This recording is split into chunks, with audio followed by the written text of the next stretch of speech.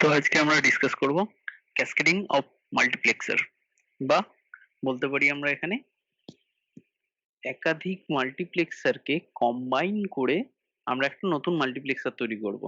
ওকে, তো চল তাহলে শুরু করা যাক।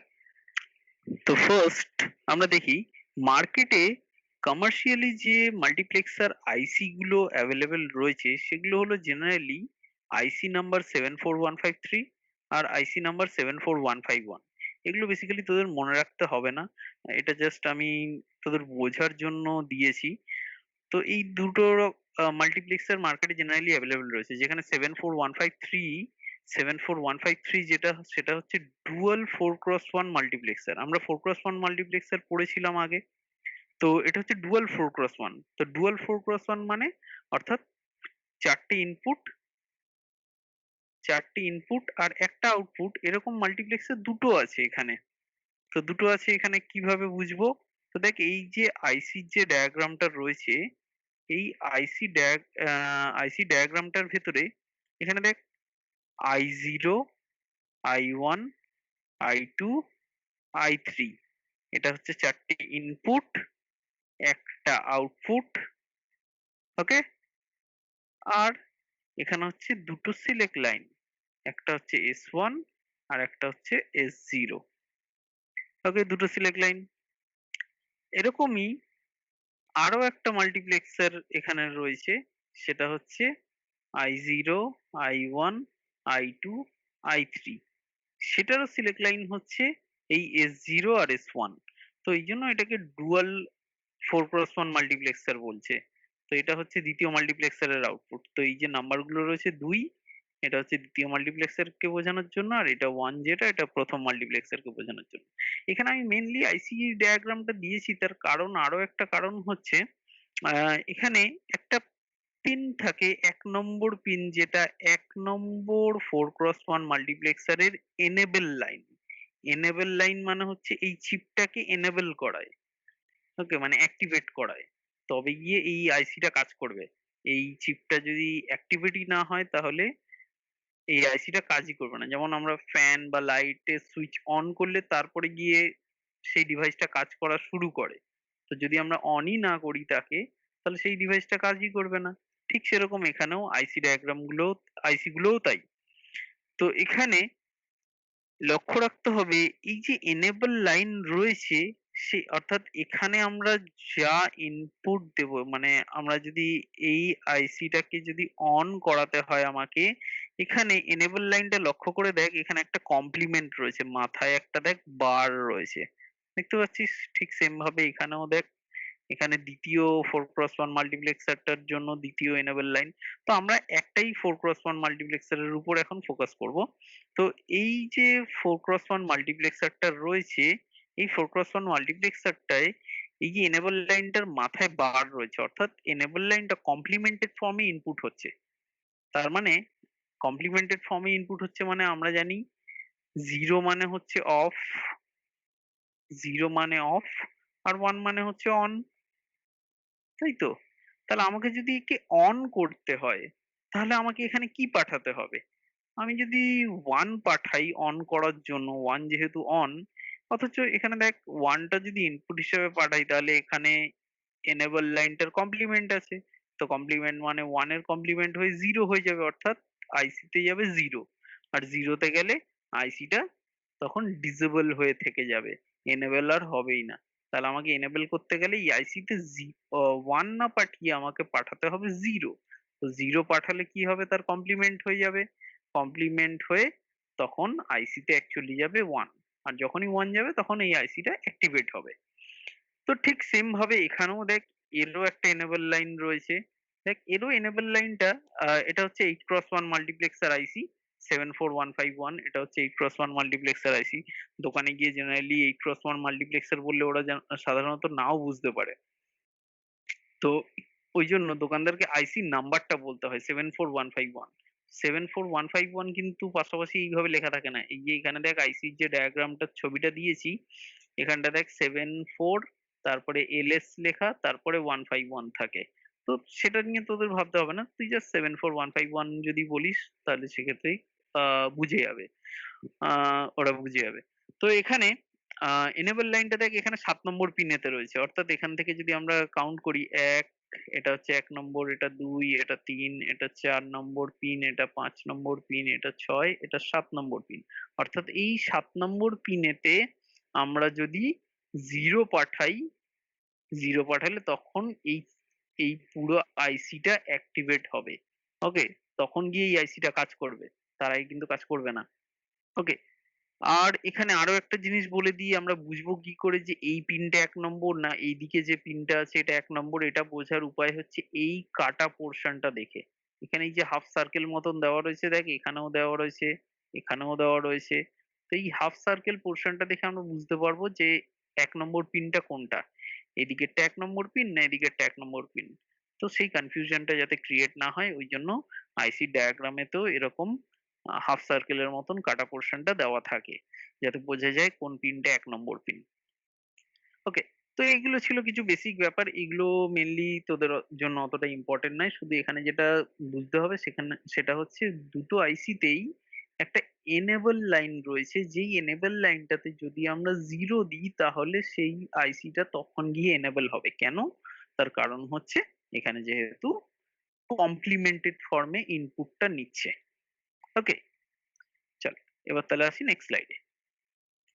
তো এবার এখানে একটা এক্সাম্পল নেওয়া হচ্ছে যে আমরা একটা 8x1 মাল্টিপ্লেক্সার বানাবো by using two 4x1 multiplexer. অর্থাৎ দুটো 4x1 মাল্টিপ্লেক্সারকে ইউজ করে আমরা একটা 8x1 মাল্টিপ্লেক্সার বানাবো।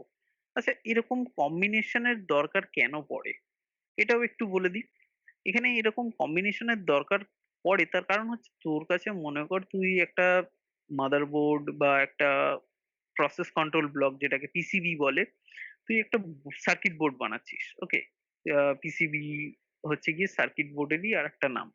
তো তুই সার্কিট বোর্ডটা বানাচ্ছিস, সেই সার্কিট বোর্ডটা বানানোর জন্য তোর কাছে অ্যাভেলেবল হয়তো এখন এই মুহূর্তে 4x1 মাল্টিপ্লেক্সার রয়েছে। 8x1 মাল্টিপ্লেক্সার নেই, অথচ কোনো একটা কাজের পারপাসে তোকে 8x1 মাল্টিপ্লেক্সার ইউজ করতে হবে। তখন তুই কি করবি? তোকে আবার মার্কেটে সার্চ করবি 8x1 মাল্টিপ্লেক্সারের জন্য, বা আবার 8x1 মাল্টিপ্লেক্সার আবার ওই মাদারবোর্ডে বা ওই সার্কিট বোর্ডে আবার একটা বসিয়ে সেই কাজটা করবি। তাহলে তো সার্কিটের সাইজ আরো বড় হয়ে যাবে। তো সেই জায়গাতে যদি আমরা কোনো একটা এক্সিস্টিং সার্কিটকে রিইউজ করতে পারি তাহলে সেটা বেটার নয়? তো সেই জন্য কিন্তু এটার একটা ইম্পর্টেন্স রয়েছে যে দুটো মাস্ককে আমরা দুটো মাস্ককে আমরা ক্যাসকেডিং কি করে করব। ওকে? তো ক্যাসকেডিং মানে বেসিক্যালি জুড়ে জুড়ে যুক্ত করা। ওকে? তো এখানটাতে দুটো 4x1 মাস্ক, এটা একটা 4x1 মার্কসের ব্লক যেটাকে আমি নাম দিয়েছি ব্লক এ, আর এটা হচ্ছে একটা 4x1 মার্কস ব্লক যেটাকে নাম দিয়েছি ব্লক বি। তো অ্যাজ ইউজুয়াল যেটা আমরা আগেও ইউজ করেছি, 4x1 মার্কস যেহেতু চারটে ইনপুট হচ্ছে i0 i1 i2 i3, আর এটা হচ্ছে y0 আউটপুটটা, তার সিলেক্ট লাইন দুটো, এস s0 s0 আর s1 দুটো সিলেক্ট লাইন। আর এখানে হচ্ছে এটা এই 4x1 মার্কস এর চারটে ইনপুট হচ্ছে, আমরা নাম দিচ্ছি i4 যেহেতু এটা i3 তে শেষ হয়েছিল, i4 i5 i6 আর i7। এটা এই ব্লকটার নাম দিয়েছি ব্লক বি, আর এর আউটপুটটাকে ধরে নিচ্ছি y1। ওকে? তাহলে এটা দিয়ে যদি আমরা 8x1 মাল্টিপ্লেক্সার বানাতে চাই তাহলে 8x1 মাল্টিপ্লেক্সারে কটা সিলেক্ট লাইন হয়? তিনটে সিলেক্ট লাইন, s2 s1 আর s0। অথচ 4x1 মার্কসে কটা সিলেক্ট লাইন হয়? এখানে হয় s1 আর s0 দুটো সিলেক্ট লাইন। তাই তো? তাহলে এখানে আর যেহেতু আমরা 4x1 মাল্টিপ্লেক্সার ইউজ করেছি তাহলে আরো একটা সিলেক্ট লাইন কোনটা হবে? সেই সিলেক্ট লাইনটা হয়ে যাচ্ছে ওই যে এনেবল ইনপুটটার কথা বলেছিলাম, সেই এনেবল ইনপুটটা একটা সিলেক্ট লাইন হিসাবে ইউজ হবে। কিভাবে ইউজ করব আমরা?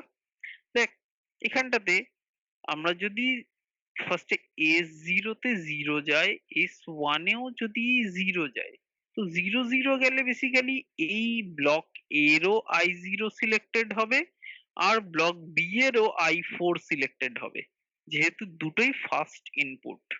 ওকে? কিন্তু এখানে এস জিরোর ভ্যালু, এই সরি এস টু এর ভ্যালু যদি জিরো থাকে, তখন জিরো হওয়ার জন্য দেখ এখান থেকে এটা জিরো যাচ্ছে, আর জিরোটা যেহেতু এনেবল ইনপুটের কমপ্লিমেন্ট থাকে তাই এখানে এটা ওয়ান হয়ে যাচ্ছে, অর্থাৎ এই ব্লকটা অ্যাক্টিভেট হচ্ছে।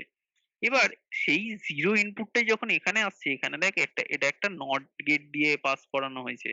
তো নট গেট দিয়ে পাস করালে এস টু এর যে জিরো ইনপুটটা সেটা কি হয়ে যাবে এখানে ওয়ান, তাই তো, যেহেতু জিরোর কমপ্লিমেন্ট ওয়ান। তো সেই ওয়ানটা যখন আবার এই এখানে এই ব্লকটাতে ইনপুট হিসেবে ঢুকছে, তখন সেটা আবার কমপ্লিমেন্ট হয়ে যাবে। তো ওয়ান আবার কমপ্লিমেন্ট হয়ে গেলে এই এনেবল লাইনে তখন আমরা ইনপুট জিরো পাবো। তো এবার এখানে জিরো পাচ্ছি যেহেতু, তাই এই ব্লকটা পুরোপুরি তখন ডিসেবল হয়ে থাকবে। ওকে, এই ব্লকটা তখন আর কাজই করবে না। কখন কাজ করবে না? যখন এস টু এর ভ্যালু জিরো। ওকে, আবার দেখ এস টু এর ভ্যালু যদি ওয়ান হয়, তখন কি হচ্ছে? এস টু এর ভ্যালু ওয়ান হলে এখানে ওয়ান যাচ্ছে, সেই ওয়ানটা এখানে কমপ্লিমেন্ট হয়ে জিরো হয়ে যাচ্ছে। এটা যদি ওয়ান হয়, এটা কমপ্লিমেন্ট হয়ে জিরো হয়ে যাচ্ছে, তখন এই ব্লকটা আর কাজ করবে না। তো সেই ওয়ানটা আবার যখন এখানে আসছে, নট গেট দিয়ে যেই পাস হচ্ছে, তখন এটা আবার জিরো হয়ে যাচ্ছে। জিরো হওয়ার পর এই এনেবল লাইনে যখন আসছে, সেটা কমপ্লিমেন্ট হয়ে আবার ওয়ান হয়ে যাচ্ছে। তো যেহেতু এটা তখন ওয়ান হয়ে যাচ্ছে, যখন এস টু যখন ওয়ান থাকছে, তখন এখানে আবার আমরা ওয়ান পাচ্ছি। তাই তখন এই ব্লকটা তখন অ্যাক্টিভেট থাকবে, আর এই ব্লকটা তখন ডিসেবল হয়ে যাবে। ওকে, তাহলে ব্যাপারটা বুঝতে পারলি? কিন্তু এখানে যদি জিরো জিরো থাকে বা জিরো ওয়ান থাকে, সেই হিসাবে কিন্তু এখানে দুটোই সিলেক্ট হওয়ার কথা। মানে যেমন জিরো ওয়ান হলে এখানেও প্রথম বিট, এটারও প্রথম বিট সিলেক্ট হওয়ার কথা। কিন্তু যেহেতু এখানে এই এস টু মানে বেসিক্যালি যেটা এনেবল লাইনকে কন্ট্রোল করছে, তো সেই এনেবল লাইনটা যেহেতু একটা, যে কোনো একটা ব্লককে এট এ টাইম এনেবল করছে, তাই তখন সেই ব্লকটা থেকেই আমরা আউটপুটটা পাবো, অন্যটা থেকে আমরা তখন পাবো না। তো সেটাই আমরা এখানে ট্রুথ টেবিলে দেখি। দেখ যখন S zero zero, S one ও জিরো, এস টু ও জিরো, তখন কোন ব্লকটা অ্যাক্টিভেট হচ্ছে? ব্লক এটা অ্যাক্টিভেট হচ্ছে। কেন? তার কারণ হচ্ছে এস টু জিরো। তো জিরো থাকার জন্য একটু আগেই আমরা দেখলাম যে এ ব্লকটাই অ্যাক্টিভেট হবে, বি ব্লকটা ডিসেবল থাকবে। তো তখন আমরা কিন্তু ওয়াই জিরো থেকেই আমরা আউটপুট পাবো। কাকে আউটপুট পাবো? যেহেতু এটা জিরো জিরো, তাই আমরা আই জিরো কে আউটপুট হিসেবে পাবো এখানটায়। এখানটায় আমরা আই জিরো কে পাবো। ওকে, আই জিরো, এবার এখানে এটা তো পুরোটাই ডিসেবল, তাহলে বেসিক্যালি এখানে জিরোই যাচ্ছে। তো জিরো আর ওয়ান, মানে এখানে আই জিরোর ভ্যালু যা থাকবে সেটাই আমরা বেসিক্যালি এখান থেকে পাবো। তো তখন ওয়াই হচ্ছে তখন I zero. Next zero one, এই জিরো ওয়ান আর তার সাথে আছে এস টু এর ভ্যালু জিরো। এস টু যেহেতু জিরো, তাই এই ব্লকটাই তখন, এ ব্লকটাই তখন এনেবল থাকবে, বি ব্লকটা এনেবল থাকবে না, তখন ডিসেবল হয়ে থাকবে। তাই তখন আমরা আই ওয়ান আউটপুটটা পাবো।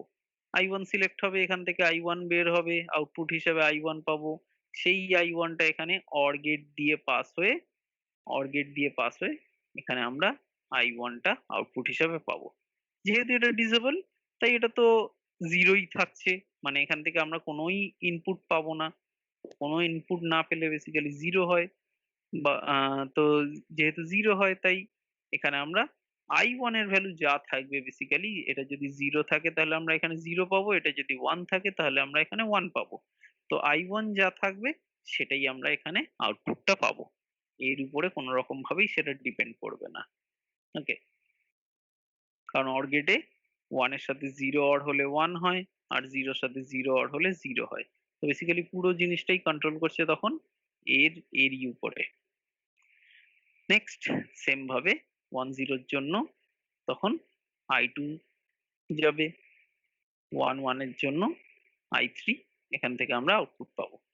আবার যখন এখানে জিরো জিরো হচ্ছে, কিন্তু তখন সেই মুহূর্তে এস টু ওয়ান, তো যেহেতু এস টু ওয়ান, তখন বি ব্লকটা এনেবল থাকবে, এ ব্লকটা ডিসেবল থাকবে। তাই তখন আমরা আই ফোর এখানে সেম ভাবে আউটপুট পাবো। তাহলে ব্যাপারটা বুঝতে পারলি কিভাবে হচ্ছে এখানে? তো এবার আসি, এই কোশ্চেনটাই আরো একরকম ভাবে দেয়। সেটা হচ্ছে এখানে তো আমরা দুটো 4x1 মাল্টিপ্লেক্সার ইউজ করেছি। তো দুটো 4x1 মার্কস না বলে যদি বলে দেয় যে কেবলমাত্র মার্কস ব্যবহার করে, এখানে দেখ আমরা কিন্তু কেবলমাত্র মার্কস ব্যবহার করিনি, এখানে মার্কসের সাথে আমরা একটা অর গেটও ব্যবহার করেছি, তাই তো? তো যদি বলে শুধুমাত্র মার্কস ব্যবহার করে করো, তা শুধুমাত্র মার্কস ব্যবহার করে করো, তাহলে সেক্ষেত্রে তো আমরা অর গেট ব্যবহার করতে পারবো না। তা তখন আমরা কি করে করব? তো তখন আমরা এইরকম ডায়াগ্রাম ফলো করব। দেখ এখানে এটাও কিন্তু তখন একটা মাস্ক, ঠিক আছে? Sorry, marks. তো এটাও তখন কিন্তু একটা মার্কস। তো এখানে তো আরো এই কোশ্চেনটা আরো একরকম ভাবে দেয় যে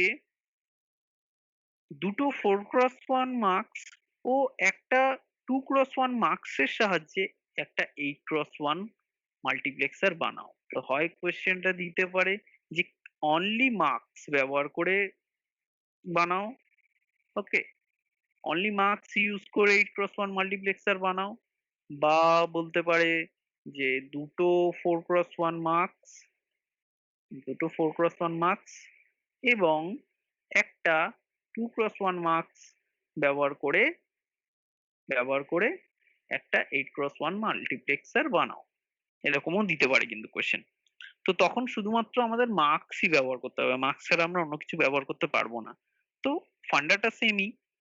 তো এখানে দেখ এনেবল লাইনের আর তখন আর কনসেপ্টটা থাকছে না, কারণ এনেবল লাইনটাই তখন সিলেক্ট লাইন 2 হিসেবে কাজ করছিল, কিন্তু এখন এই সিলেক্ট লাইন 2 টা এখন কি করছে, এই 2x1 মাল্টিপ্লেক্সার 2x1 মার্কসে কতগুলো ইনপুট সিলেক্ট লাইন থাকবে, 2 to the power 1 number of input কি 2 টু দি পাওয়ার 1।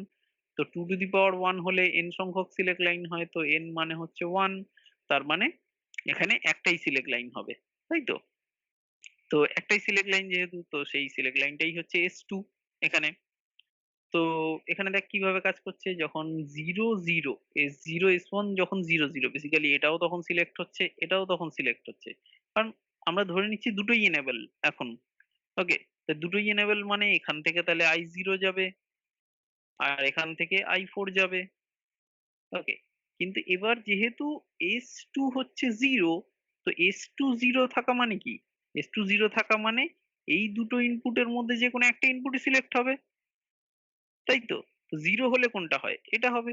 0 হলে সিলেক্ট প্রথম লাইনটা, Y0 বেসিক্যালি যেটা আমরা আউটপুট হিসাবে পেয়েছিলাম।